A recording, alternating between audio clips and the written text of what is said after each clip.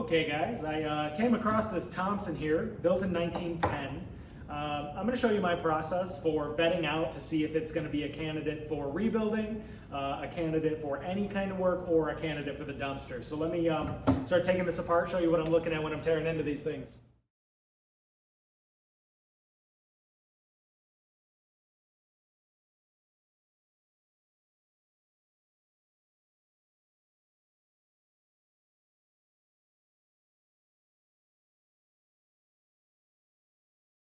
All right, so we're gonna start on the back here now that we've got all the case parts off. I'm gonna start looking at this soundboard. See a couple little, lines here, but it's a compression ridge. Let's see, anything major?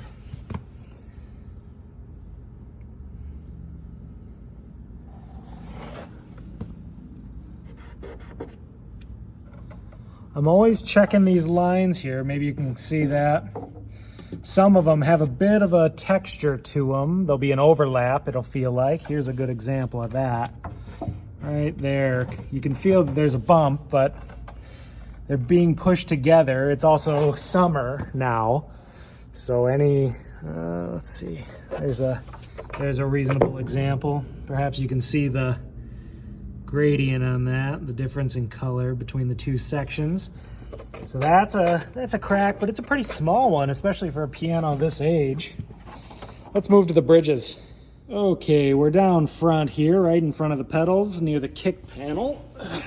Take a look at these bridges. Let's see.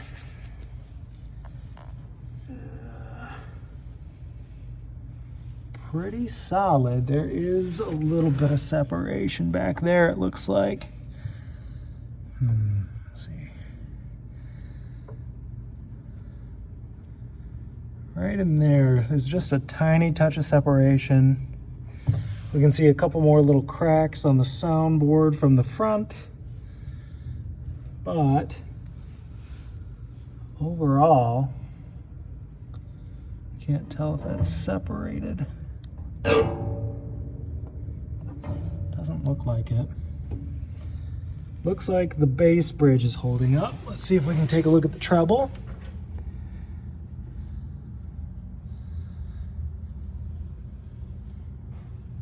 See, we got some rusty strings here.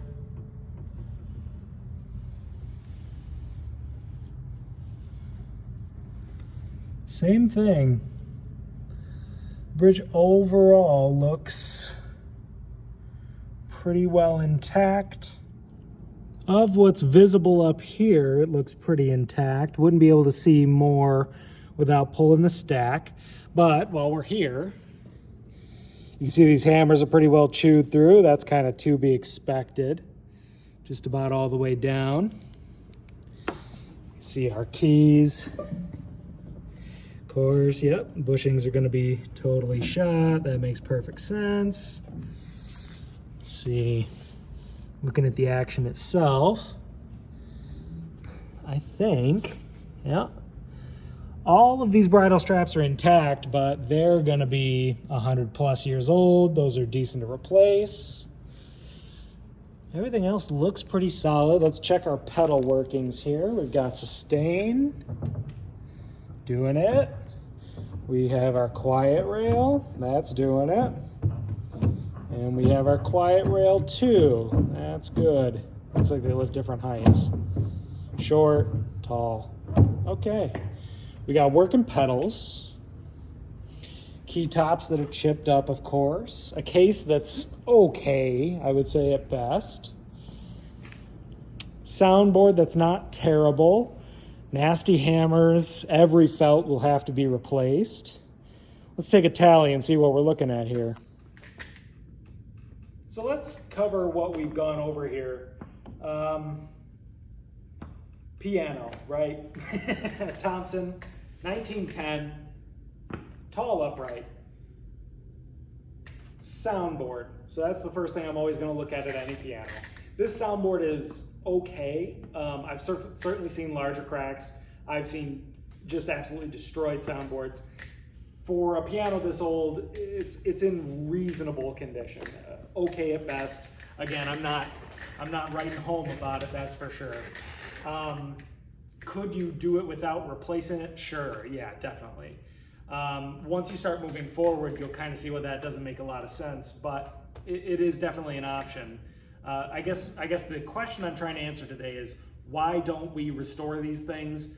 If you have one in your house, why can't it just be restored for such a small price, or whatever we're looking at here?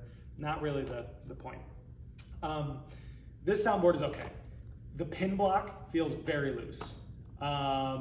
Definitely needs a pin block. And so by the time you get the harp out to make a new pin block and all that, you're right there at the soundboard anyway. It's kind of what I was trying to get to. Hammers, completely ruined, not ruined, but unfeasible. You can't use those. You could shape them to save a little bit of money, but why? You just don't do that. Every felt, every leather, every bushing, that all has to be replaced. Tuning pins, the strings were rusting at the bridge, as we recall. The bass is very dead bass strings.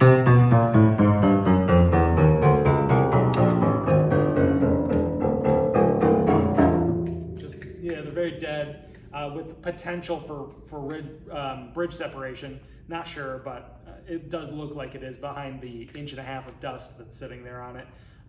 Key tops have to be replaced, of course. It's effectively, this would be like a total rebuild and then a total refinish on the case as well. So really, to get to the real point, it's like, if you've got one of these and you want to refinish it, I get the question all the time, well, is it going to be worth it? That's a hard question to answer. If you're going to keep it in your family and pass it down over and over and over and over, maybe, yeah, sure. I could see that as a potential value for this. If you're trying to flip these things, there are only a couple of names that you're going to be able to get to command any kind of price for it.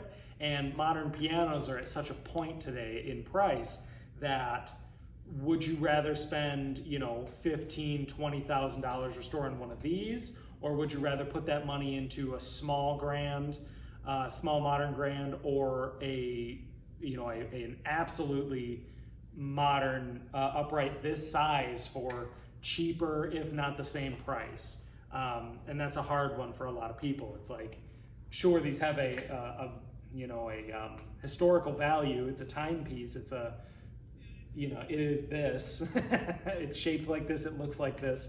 Some of these materials you can't get anymore, But value is a hard one to assign to something like this. You really have to either really want it, really care about it, because as far as value goes, the modern end of things is very nice because it's new.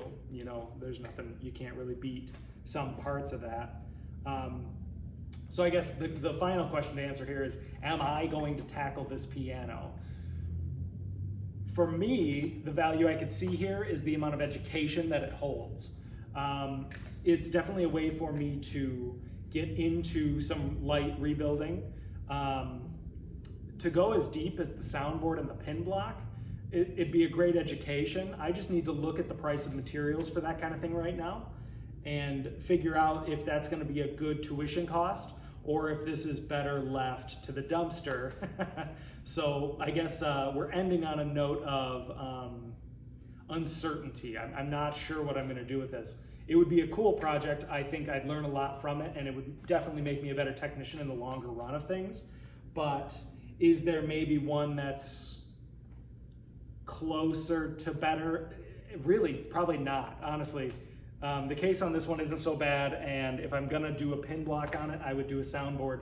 I'm already right there. There's no reason not to. So just go the full step, accept the full loss, and maybe keep it or donate it, give it to someone or something. I don't know.